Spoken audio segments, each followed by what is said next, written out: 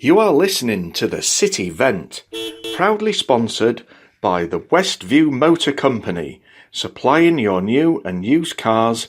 Find us at westviewmotorcompany.co.uk. Afternoon or evening, everybody. Before we start, I just want to do a quick shout out to our sponsor, Complete IT Systems Limited, providing industry-leading IT solutions for over 14 years. And also, I'm pretty sure they're a Bradford company as well, so we should support them anyway, don't you think? Anyway, so here we are again. Adam is getting married in 2 days' time. I'm sure that he's probably on some beach somewhere. Lucky sod. But joining me again today is the lovely Andy. Andy, how are you doing, mate? Not too bad, pal. How are you? I'm good. I think we've had I don't think we have had a really, really good week this week, right? Yeah, it's been impressive, hasn't it? It seems like the burners are finally going. Yes, absolutely. So, it's sorry, my phone just went off. That's what happens with live. Chewy trying to get hold of me. Thanks a lot for that one, mate. So we've had we've had a really good week this week. Hull, for instance, let's start with Hull for a starter. Tell me your thoughts. Tuesday night under the lights, you can't go wrong, can you? I thought we were going to be in for a bit of a long evening when Hull scored first, but the way we came back into it, what a team performance that was. Let's be fair, it was just all round. You can't say a bad word about any of the players. They all put in one hell of a shift. It was just a cracking overall team performance. They all fought for each other, and it just gave us a nice taste of what this team is capable of. Yeah, I completely agree with that. The football at times went 1-0 down. We didn't do the usual where we kind of go in on ourselves. What we've done is we've literally kept going. Could we have scored a couple more? I think we probably could have done. I mean, you look at Hull, for instance, they are now top of the championship, I believe. Yeah. They won again at the weekend. Did they beat Norwich? I think I want to say they beat Norwich. Yeah, I think they beat Norwich. Thing is, it did leave me, though, thinking, is this team that Hughes is building, is it more suited to a championship style of football rather than a League Two? Which that was the only concern that came out of it. But then obviously going forward into the Newport game, it showed that we can translate that into League Two, given the opportunity to do so if a team's not going to come and just sit in. So for me, it were a great kickstart. The confidence that's brought into the team, beating a championship side. I mean, I think Smallwood must have been on a high from beating his old club to be able to score that screamer that he did on Saturday. So yeah, I think it's cracking. It's just what we needed at the right time as well. Yeah, we'll come on to that. We'll come on to that goal in a little bit. I think you're right, and obviously now we've got Blackburn in the next round. To be honest, I ain't gonna lie, I think we could do a job on them. I really do. Playing at home, we've played reasonably well. Obviously, Doncaster was quite disappointing at times. As I've said before, I don't think we could have scored even if we'd have had another 90 minutes. It's the team gelling, but obviously against Hull, a great performance, really exciting to see. Cookie, what a player! He's on a mission, isn't he? Fair play to him. Like I said at the start of the season, I wasn't sure how we fit into this team. I wasn't expecting him to still be a City player at this point. But I'll tell you what, the lad, like you've alluded to as well, when you've been doing your media duties with Radio Leeds, like he's come back trim and he's fighting for it. He's been told you might not start, but he said, "Okay, that's fine. I won't start, but let's go. Let me show you why I deserve to be in that starting 11." And you know what? Fair play to the lad. He's put in such a shift since he's come in, and he deserved all the plaudits against all of them. He absolutely did for me. Again, you've just mentioned that about the fact of in the summer. From my understanding, is that he did have the opportunity to go out. He was told that he wasn't going to be the main man. Now, what I think is great with Cook is that he had the opportunity to go to somewhere else, lays about a little bit. Is that fair to say? But Yeah. what he said is, no, do you know what? I'm going to come back in pre-season. I'm going to be looking sharp. I'm going to be looking fit. I'm going to work hard, and I'm going to prove why this football club need me. And it's absolutely fantastic. It's fantastic to see. And, that's exactly what we need in a player. And what do you think to that? I mean, I don't think you give him any more praise, really. Well, no, it's not. It's what we want, isn't it? As City fans, all we care about is work rate and effort. Like if you fight for the badge on the shirt, not for the name on the back, then City fans will love it and we will applaud it and we'll go with it and we'll stick with you until the bitter end. It's when you start thinking that you're the big man and that you're bigger than the club that we don't like. So he's playing straight into City fans' hands. And to be fair, he's pretty much made himself undroppable at the moment because you've got Verdane Oliver, who, again, not overly impressed with, but like we alluded to on the space as well, someone said on the space after the game, he looks unfit, does Oliver, because he looks like he hasn't had a pre-season. So is there more to come from him? Hopefully. But that competition for places has given Cookie that kick. And do you know what? He's flourishing in it. He's flourishing in this environment of having to fight for his spot. And I love it. Yeah, I do as well. I think as I put the comment on, as we'll probably move on to the Newport game. Cookie, I don't know if he necessarily had a poor game. I think that he was probably, he was marked out of the game. This is the thing with Cook, though. This does happen from time to time. But yeah, I mean, obviously, when they mentioned about this on Sky Sports, and they said, "Well, you've had the least amount of touches." In the first half than any other player. What was his words? Yeah, but I scored 2 goals. Yeah, exactly. And yeah, I'd say he was marked out of the game against Newport. To be fair, like he gets a bit annoyed quite easily, in my opinion. And when his arms start going and throwing his toys out the promo bit, it's a bit off for me. That's the side of him I don't like. But no, Newport came to City and they wanted him marked out of the game. They saw what he did to Hull and they marked him out of the game. But on the plus side, because he's taken them defenders to have to mark him, that's left you Chapman, who had his best game in a Bradford City shirt on Saturday, might I add. That's left them free to go and do what they do. And look at what Chapman did. Like, I've given him plenty of pelters since he's come in. I've not been impressed with him. But he came in on Saturday and he had a blinding second half for me. And his goal, what more can you say about it? Like, what were your thoughts on him? Like, for Chapman, do you know what? It's a very stereotypical goal of what he scored in the past. If you watch any of the highlights of his time at Middlesbrough and Sheffield United, it's very similar. He gets the ball from just by the halfway line, takes on about 3 or 4 players. They allow him to run, and he scores a great goal. And I mean, personally, I think we need to be. We're still talking about a season that's had 4 games. yeah.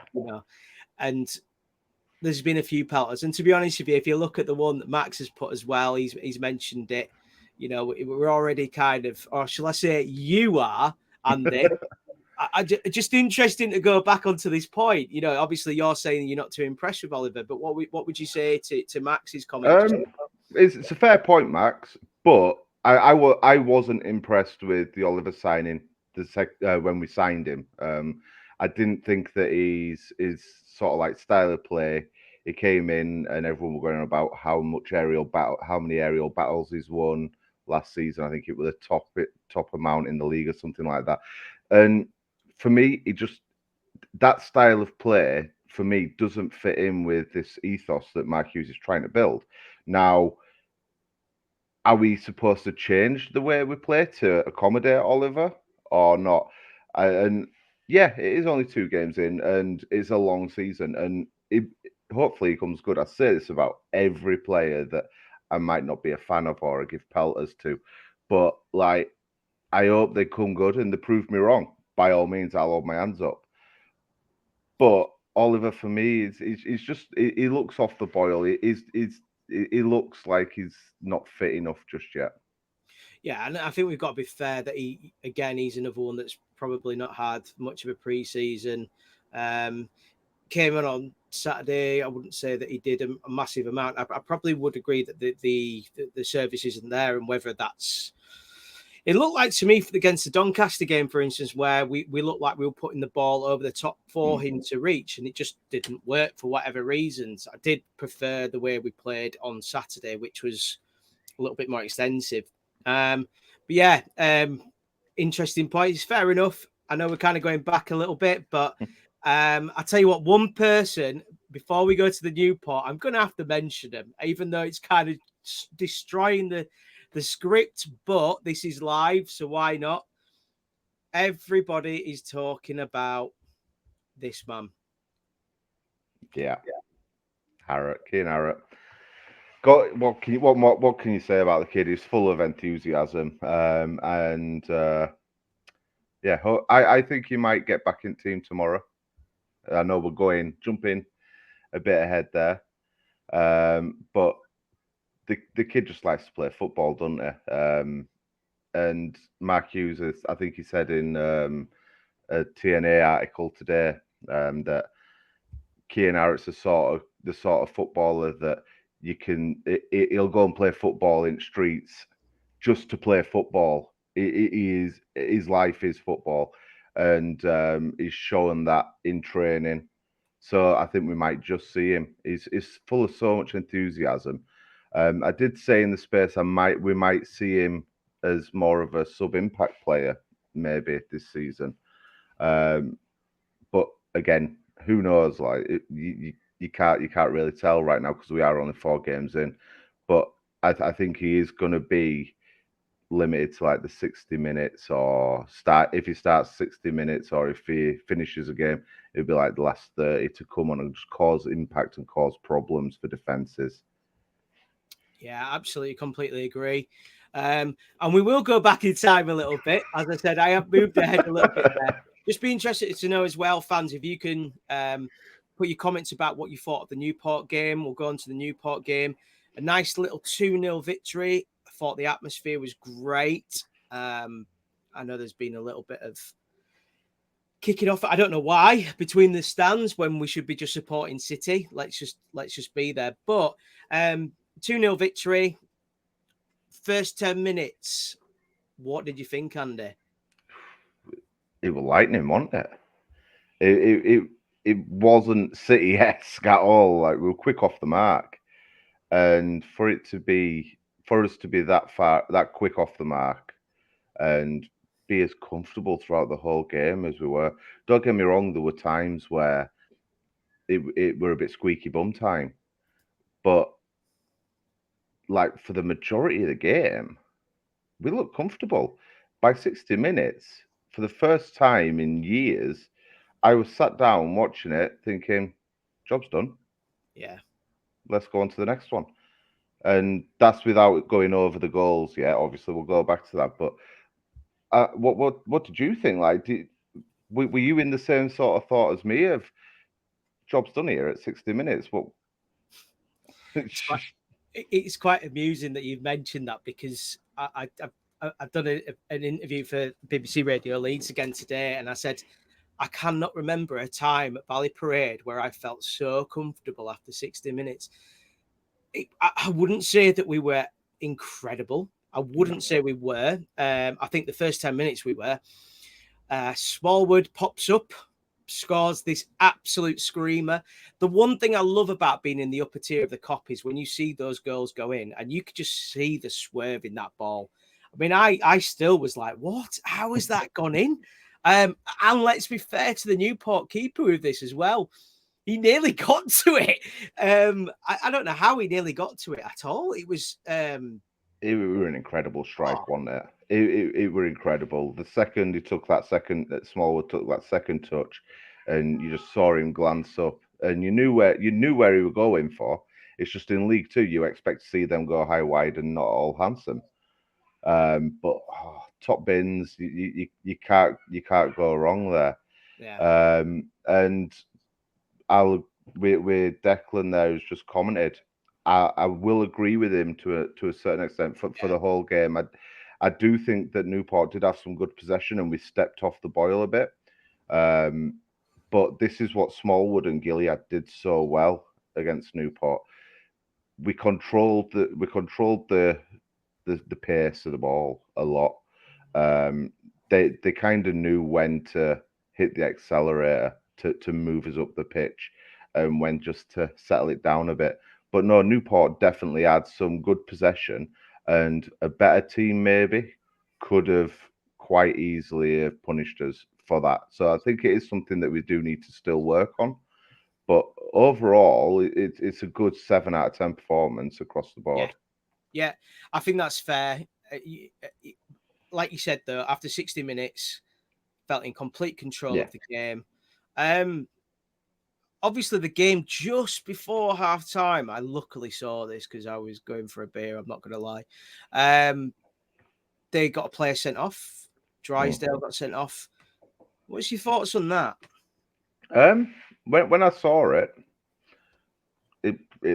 like I watch it on iFollow because obviously I'm not up there, and it looked clear cut to me. I think a lot of referees would have shied away from giving a red for that, but Andy Cook did right, and he left his trailing leg there for him to say thank you very much, take me down, and I thought the referee got it right. It's a harsh one because Andy Cook's definitely played for it. It's the sort of one that you're really annoyed by if it's against your team. You'll be upset by it. But I think the ref did get it right on the whole. Yeah, I completely agree with that. I will say it's harsh, but it's not, because it is to the letter of the law. That is what it states. He was the last man. It's just that, and obviously they were playing silly buggers at the back at that point. And you can't really complain about it. If it had been the other way around, do you think we'd be complaining about it now, though? Do you think that City fans would be saying it's a disgrace? Oh, there he is again. Where's your counter? It's a disgrace. It's a disgrace. Yeah, we would. We would, in all honesty. But all I want to see from referees this season is we know that they're not going to be the best quality referees throughout the season as a whole. I just want to see consistency. So if that referee now goes into refs another game for us and sends us off for the same thing, I might not be happy about it at the time. But looking back on it, that's consistent and that I can get on board with. It's when they're making a decision like that for that red card, which we agree with now. But then if we'd have done the same down the other end and he hadn't have give it, then there'd be a bit of a consistency issue, which would make me feel a bit aggrieved. Yeah, and like you say, you've got to play to the letter of the law. No matter what you think about it, it was a sending off. I just did feel it was a little bit harsh. However, it doesn't matter. It doesn't matter in the end. So we carried on, played reasonably well. Again, I wouldn't say we were phenomenal apart from that first 10 minutes where I thought this could be an absolute tonking here. But we win tomorrow night. We go to Colchester. We do indeed. What now? I'm really gutted because we were expecting up until today a Colchester fan to come on.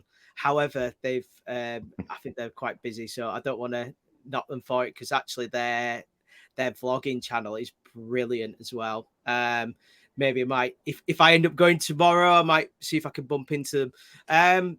But Colchester tomorrow, I know, Andy, you've done a little bit of homework on Colchester. Sorry to put you on the spot, mate, but Here we go. You've done more than I have. So tell us a bit about Colchester. Well, they've not had the best start, have they? So they've come into the season. They've lost 2, drawn 1 in the league. They did beat Ipswich in Carabao Cup, which I thought might have been a springboard for them going into. Which is also a big rivalry as well. Well, it certainly is for Yeah. Colchester anyway. Maybe not for Ipswich, but it is for Colchester. For Colchester, it is, yeah. And I thought that might have been a bit of a springboard for them going into a game against Stockport, but it wanted to be the lost 1-0 against Stockport. They're not doing too great on the goals front. They're struggling to find back at net now. I've had a look into it and trying to figure out why, even though I had them tipped to go down, I wouldn't expect them to go this far down straight away, sort of thing. And looking at it, they've actually got 7 of the key players out injured at the moment. So going into tomorrow, they're missing Osama Ashley, Che Cooper, Gene Kennedy, Emma Hughes, Tommy Smith, and Skews. Now Skews is a massive player for them. So is Hughes as well. Hughes is great. Yeah, so they're big boys in that team, and they're missing them. So I'm not sure where their goals are going to come from. Obviously, we got tonked by them last season, 3-0 down at their place. I don't think that's going to be the case tomorrow. I think the players that we've got, I mean, we have got Harrop coming back, and will he start? It sounds like Hughes wants him involved in some way. So I think he'll be raring to go. I think it's going to go one or two ways. It's going to be a sketchy 1-0 or something like that, or it's going to be that complete hiding away from home. But we need to do something away from home. The first couple of away games that we've had not being the greatest starts. Barrow being being the big one there. It was just a. I've just read Owen's comment there. I always just put guaranteed a hat trick against them. Well, that'd be City way to do it, wouldn't it? That is City all over. Let's be honest. But yeah, I can't see us losing tomorrow. I don't think, even though they are on a losing run, I don't think they're at a point yet where they're ready to go and take that big win victory against someone because of the players they've got out. I'm still sticking with my prediction of them being bottom 2 as well for this season. With the start they've had as well, they're not doing anything to prove me wrong there at all. So yeah, I'm seeing good things happening for us tomorrow night. Mark Hughes, he's come out and said as well it was the worst performance that he'd seen in his tenure. You're having a bit of an issue with green screen. Green screen's falling again. Oh, live podcasting's fun, isn't it? It's all going wrong.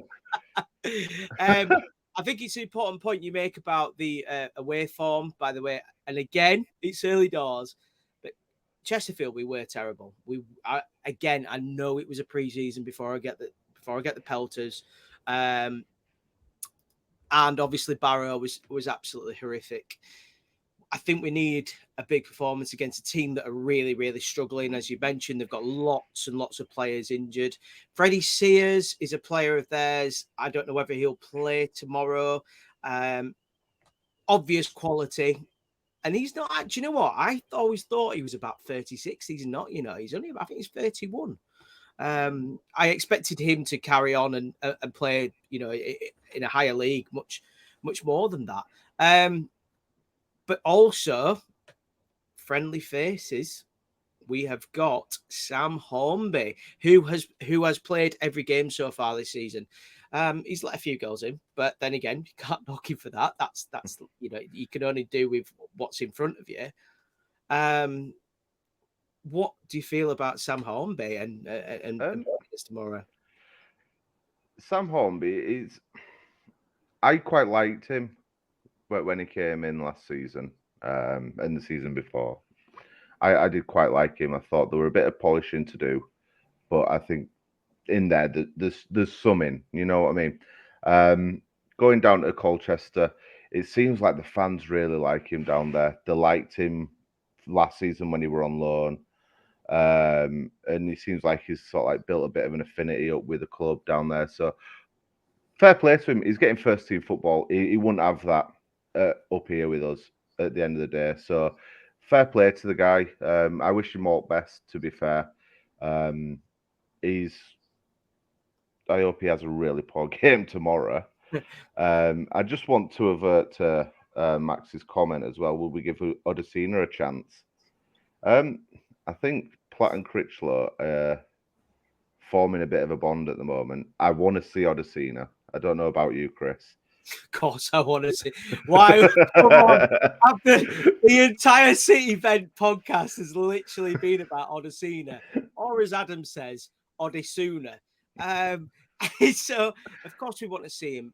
From my understanding, Odesina got COVID, so that's why he hadn't been around for a little while. He needs to build his confidence and also his fitness back up. But to be honest with you, yeah, for me, Max, I think that they're too good to drop.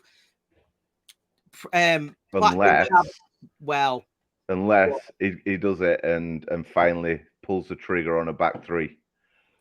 Oof. See, tell you what, do you know what? Nobody agrees with us on that one, you know. Absolutely. I'm dying for it. I think we've got such a good side for it. Yeah. I mean, yeah, I just think it'd work. I mean, it'd be weird to have a back three that'd have two left-footed central defenders, because it just doesn't happen, especially not in League Two anyway. but that would be, that would be quite interesting to see. But yeah, I personally for myself, like I say, I've put on Twitter tonight, I'm hoping to get to the game tomorrow. To be fair, the Shipley Bantams have said that there is a possibility that I can go with them, which would be great. They are brilliant, run by Seba Steve or Scuba Steve. I've known Steve for, do you know what I hate to say it, but probably about 20 years now. You old. I am old. I am. That's very true. But yeah, hopefully we'll get there. If I am, then there will be a vlog. We'll be doing the vlog. But I think we just have to put in a performance again after. I don't think we're there yet. We're not there yet. We're not. But when we were doing the podcast last week, you think about where we were then, and for a change, being quite negative, even though you got a few. Yeah, I think we need to register the word pelters, to be honest with you. Yeah, trademark it. And I think that that's probably the case, is that, well, yeah, it's you deserve the pelters, to be honest with you, Andy. Well, I'm just honest. Like, I'm taking it. I'm definitely, when I'm being negative, positive, or whatever, especially at this early in the season, it's not season wide of my thoughts and views for the season. It's how it's been over the last few games. I'm taking it game by game. I'm just like the players on the press, game by game, see how it goes. So, I mean, people are welcome to have a chat with me about it. That's not a problem. I've not got an issue. But yeah, I'm not always negative. Promise. No, you're not always. To be fair, we've probably been. Then again, it's been really difficult because we've had such a good summer so far. It's been difficult, to be negative. Obviously, after Barrow, we were very negative, or critical. I think more critical. Yeah. In the performance and unfortunately what we saw, but on we go. Let's see what happens against Colchester. I'm going to change it a little bit now, Andy, because I think our guest is coming on. So we're playing Hartlepool on Saturday, and we have got the lovely Grant, who is come nice and early. I'm hoping he's here from the lower league look, just to tell us a little bit about Hartlepool, about their season, and what is going to happen. Here he is. Hello. Oh, can't hear you, mate. Still can't hear you. So while he's sorting that out, we've got Grant. Grant is a Hartlepool fan, for anybody who has watched. Am I coming through loud and clear? There you are. There he is. There we go. So, do you know what? It's going to be a little bit like Big Brother, where it's live. Please do not swear. Oh, do you know what? If you could let Preed earlier on, yeah, that's. I didn't swear, honestly. So, City go to Hartlepool on Saturday. Tell us a little bit about your season so far. How has it been going? What's been going on behind the scenes? The players you brought in, and also maybe a player that you've let go or gone elsewhere, maybe about him as well. I can't remember his name. I think we've got a No, song he's about just not featured, has he, at all? Not yet. Nah, not yet. Who's this saying what at the bottom? Do you know what? He's confused. Do you know what? It's been a slow start to the season for us this season. Our first 6, but we've got just such a tough run of games. Our first run of 6 games. And we've picked up 1 point so far. We've only scored 1 goal coming into the start of the season. So it's been a frustrating start, but I think it's a work in progress, is how I'm looking at it. Brand new manager coming in at the start of the season. He's building up his team, and he's still trying to get through his way of how he wants players to play. And it's a slow bedding in period for them. It took us a while to get all the defensive line that we wanted, to get Hartley to play in his system that he really likes. He's brought forward from Cove. First game of the season, we get pummeled 4-0 by Walsall. And that was playing in 4-3-3, but he's moved straight back to his favoured system with 3 at the back, 2 high pressing wing backs. And that's it's working for us a bit more slowly but surely. We had the 0-0 draw against Wimbledon. Much better display there from us, and then at the weekend it was just a frustrating defeat for me against Northampton. So are you not concerned by the lack of goals? Because I mean, 1 goal in 4 games, that'd concern me if I were a Hartlepool fan. You know, I'm not massively concerned by it. What I've been concerned at is our lack of attacking options at the start of the season. We've had a key injury, and we've been lacking this delivery to the front man. Right. We've brought in Josh Umera from Wealdstone, and at the weekend he could have bagged 3 easily. Northampton keeper pulled off a great save. Had another one saved, and then he scored his header. So he's had his chances to score this last game. He's starting to get the delivery in. It's just getting that to him on a more consistent basis, and I do think we've got a good goal scoring striker. And also we've got wingers to come in. Obviously we've got Hasty, who will put in the goals. Featherstone will contribute as well, and we've brought in Wes McDonald from Morecambe, who I think is going to be a good sign. He's just not had. I don't think he's had the backing and the managers to be able to help bring the best out in him. Obviously, you guys have your opinion on his ex-manager. Oh, he's a lovely bloke, isn't he? Would that be the ex-manager who Carlos Mendes has just left today, and Cole Stockton's joining him at Fleetwood? Interest. It's getting a bit naughty. There seems to be a bit of anarchy going on there. But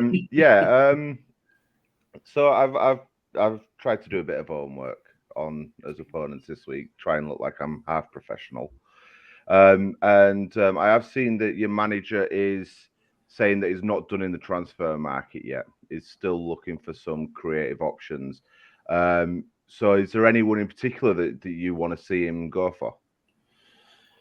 Do you know what? It's difficult now to see who I think would be a standout person that he would go for. I openly don't think we have the biggest budget in the league. I know we don't have the biggest budget in the league. Despite our chairman's comments, I am saying that he's given a playoff budget. I think he's caveated that quite heavily, which I've looked at this week, saying if it's in the right hands, he loves a caveat this thing. But I don't know who. I think it'll be a loan option that'll come in. What I'm potentially hearing is that you're going to be looking at a loan option coming in from a League One club, and we're looking at a defender coming in from a lower Championship team, is what I've heard. It's Declan's just put a message out, Grant, and he's put, what are your thoughts on Callum Cook since joining you guys? Do you know, I like Callum Cook. He's been a wee bit hot and cold. I thought he put in an all right performance at the weekend. I've seen him put one standout in so far. It's difficult to find out where I think he's going to fit in this system that Hartley's got. Because Hartley really likes to play 2 defensive midfielders and then 2 almost wingers / cam players that can come in. Callum Cook doesn't seem to give that sort of winger style fashion at all. He is more of a direct cam that can link the play, and I think he'd work off better with 2 strikers ahead of him rather than just one target man up ahead of him. So I think if we were to change the system and it was to work, then I think Callum Cook would really, really fit. But I think in that slightly wider left role that we're fitting him in, he doesn't work quite as well, but his work rate's fantastic. Yeah, I don't think anyone could doubt Callum Cook's work rate.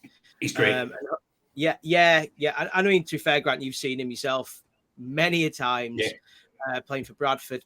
But moving on, like, obviously, you mentioned about Raj Singh, who's your chairman or owner, what you want to call him, saying that you've got this big, you've got quite a lot of money.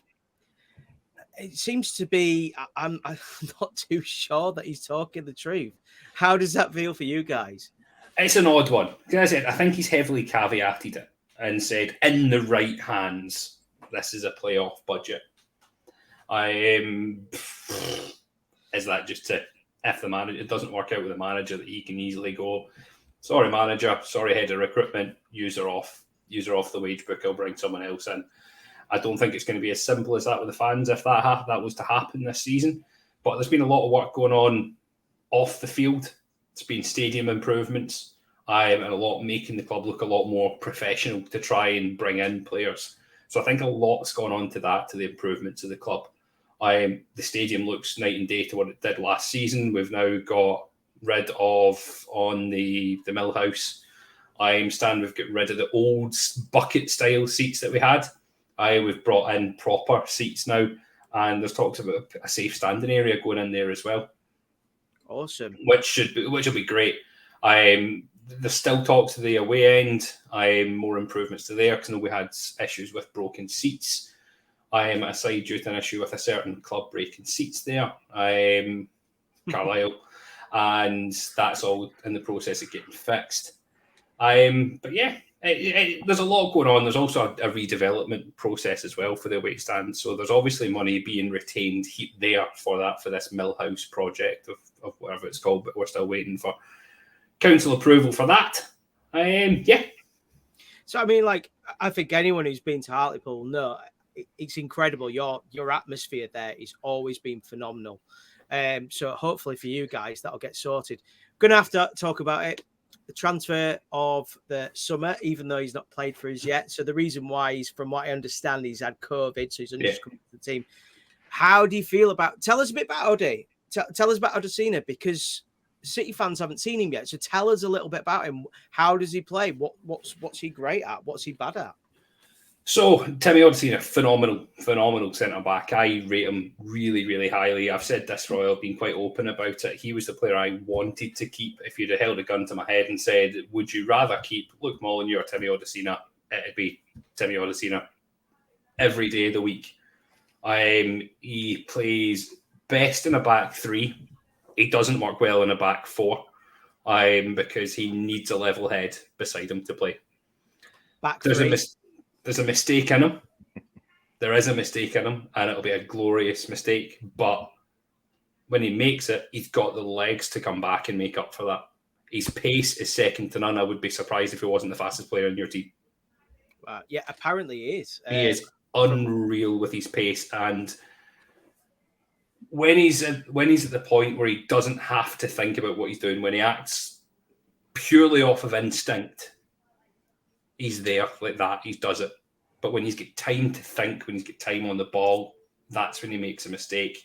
And he just makes me a little bit nervous when he's got time. Yeah. But overall, I rate him very, very highly. There's games where he'll have a 10 out of 10 performance. Wow. But then he'll maybe have a 4. Unlike what you said, Neil Byrne, who we lost to Tranmere, who was a constant 6 out of 10 every week. So how is your support with the fact that you'd lost him? Did you already think that you were going to lose him in the summer before that he came to Bradford, or what was the overall feeling for your fans with it?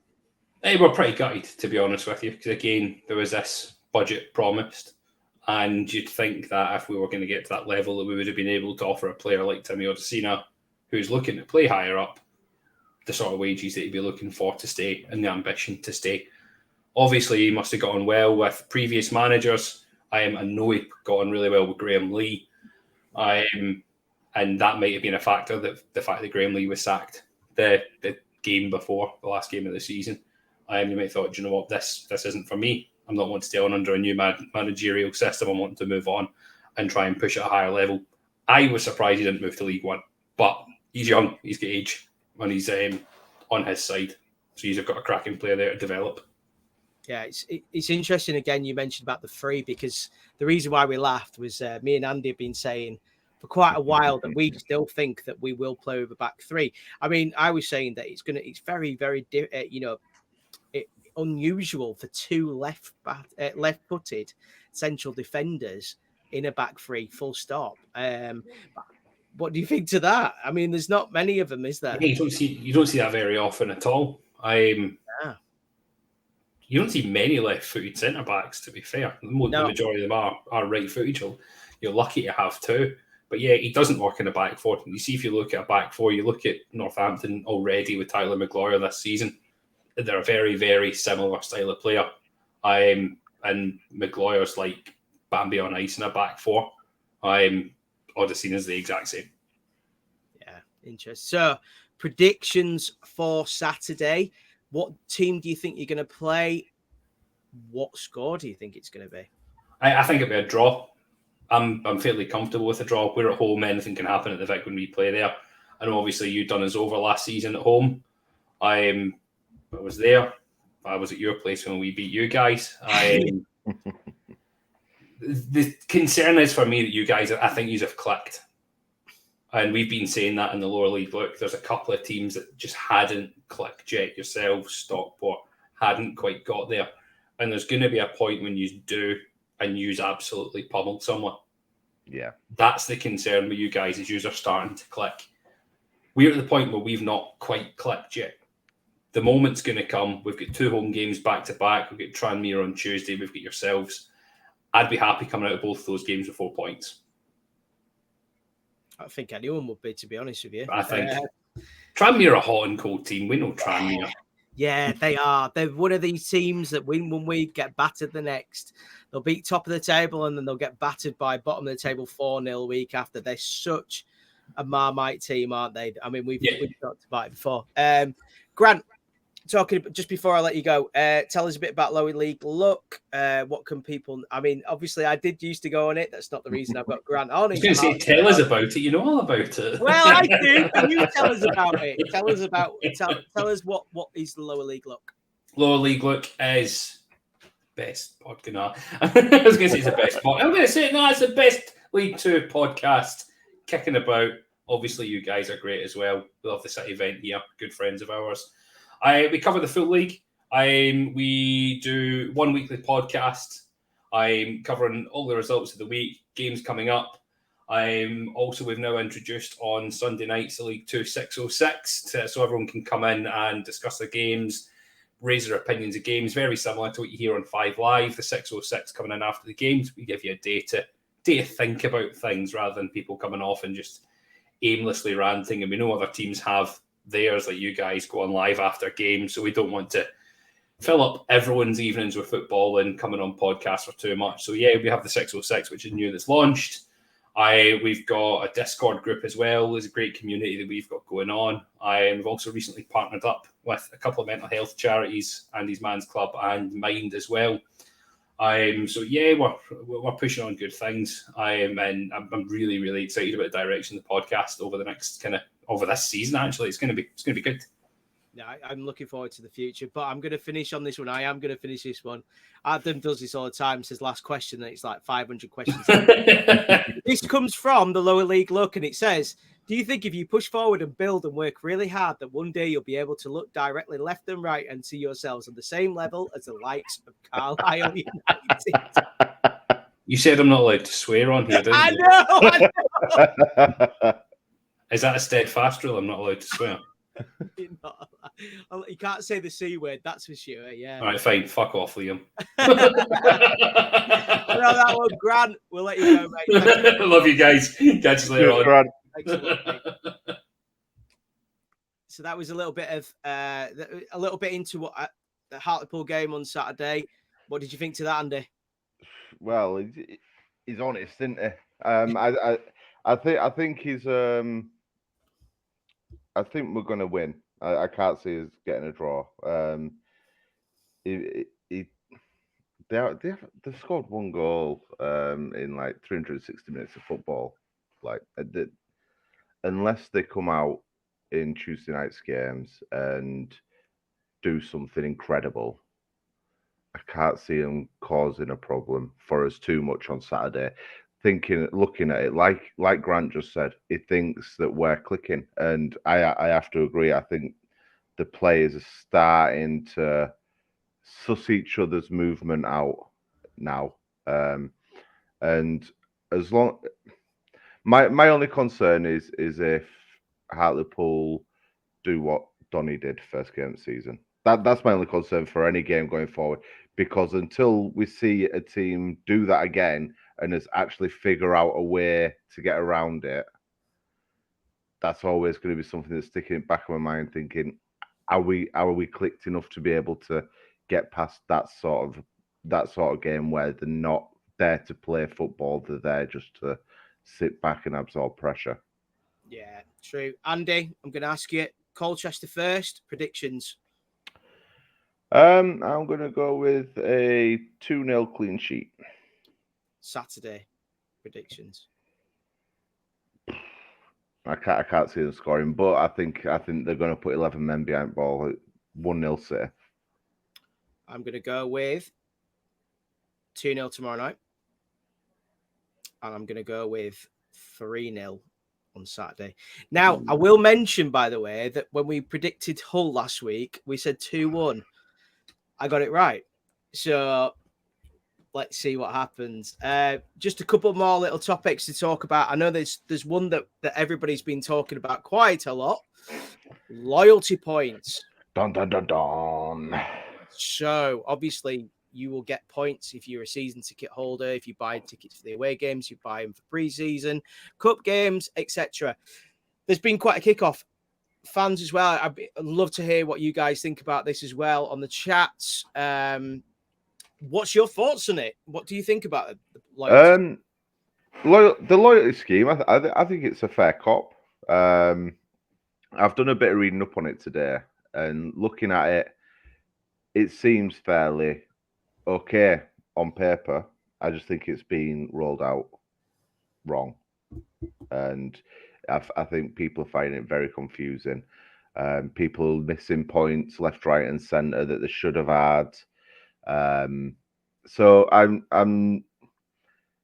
not the best person to ask, because it doesn't affect me as much, because obviously I can't get to as many games. In the same sort of sense, though, it will affect me. So, like, Newport is my local game to get to, for example. Do I expect us to sell out the allocation for Newport? No, so I'm not too concerned. But if we do, I'm not going to have the loyalty points to be able to get that ticket, which is frustrating for someone that can't get to every game and they've got they rely on the local games. But I think it's just one of those things where you can't please everyone at the end of the day. There's always going to be someone that's happy about it, someone that's unhappy about it. It's going to affect somebody a lot worse than someone else. I don't really want to frustrate anybody or annoy anybody by saying get over it, but it is getting to that point where it is what it is, and it is. It's been rolled out. Yeah, and no matter what the club would have done, and I'm not on the clubs, I'm not supporting the club with this particularly, but whatever the club would have done, there'd have been a problem. I think for me, it's fair for those fans. For instance, like I mentioned, the Shipley Bantams are going to Colchester tomorrow. I'll go there, and it'll be the same people that have been going for the last 10, 15 years, and they'll go home and away, and it's never an issue. they deserve the tickets. They absolutely do. You know what? I look back at, like, kind of, for instance, you look at Chelsea, for instance, or the Aston Villa games, and we were queuing up. In fact, Burton away for the playoffs, my friend actually decided he couldn't sleep and went at 9 o'clock at night to get tickets for us for the morning. That's how, you know, and that's what it's been in the past. Is it because we're too big a club? I mean that generously. Is it that we are too big a club that we just do, you know, that these clubs do not have enough capacity for us? Don't know where Andy's gone, because I reckon he's just bottled it because he's got a quiz coming up. And Jamie Lawrence was on the pod recently, but who did he say he scored his favourite goal against? Okay. 2012 to 2013 was my favourite season as a City fan. We also got to League Cup final that year. But who did we play in the first game? Bobby Campbell is our top goal scorer of all time. But here's a tricky one. Who is second in that listing? So Bobby Campbell is our all-time top scorer of all time, obviously. But here's a tricky one. Who is second in that listing?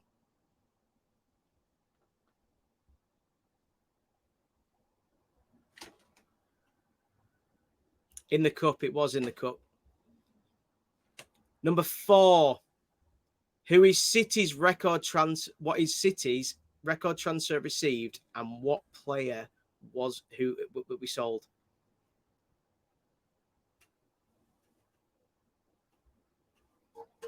So who is City's record? What is City's record transfer received, and what player was it? I'll give you a clue. There's 2.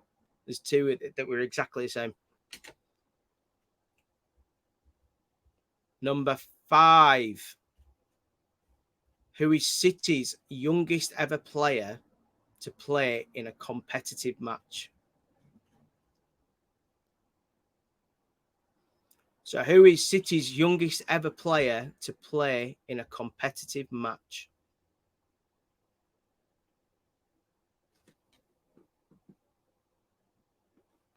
Number 6, 2019, 2020.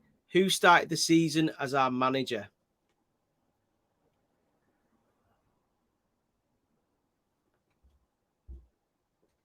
So the 2019-2020 season, who started the season as our manager? Number 7.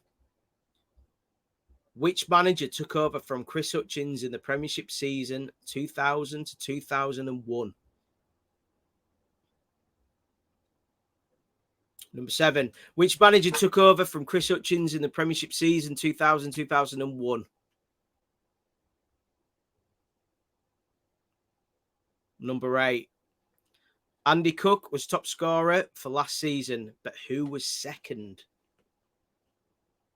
So Andy Cook was top scorer for last season, but who was second?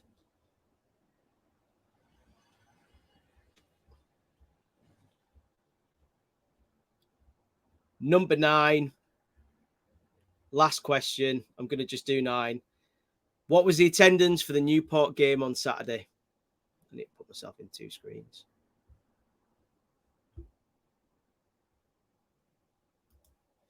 So, number 1, as I mentioned before, Jamie Lawrence was on the pod recently. Who did he say he scored his favourite goal against, which was Norwich, 2012, 2013. Who did we play first? For someone put Shrewsbury, but actually it was still Notts County because it was the first game of the season. Bobby Campbell is our all-time top scorer of all time, but who is second in that listing? This is proper harsh, this one. It's Frank O'Rourke. Dean Windass is 3rd. Hansen is the same. He's on 76 as well with 3rd. What is City's record transfer received? That is 2 million. And the 2 players are Des Hamilton and Andy O'Brien, both to Newcastle. Who is City's youngest ever player to play in a competitive match? That is Rhys Staunton. He was 15 years, 332 days old. 2019-2020, who started the season as our manager? Gary Bowyer. Which manager took over from Chris Hutchins in the Premiership? Jim Jeffries. not the comedian, but he might as well have been. It was Andy Cook was top scorer for last season, who was second, Charles Vernon. And what was the attendance for the Newport game on Saturday? It was 16,704. I've just heard from Andy that he's had a power cut, which is typical. But I think that's a point where we'll leave it there because I'm a little bit flustered. But guys, thank you so much for listening and watching. Hope you've enjoyed it. Don't think Adam will be back next week, but we might have a player interview next week. So we'll see on. So all the best. Up the city. See you soon.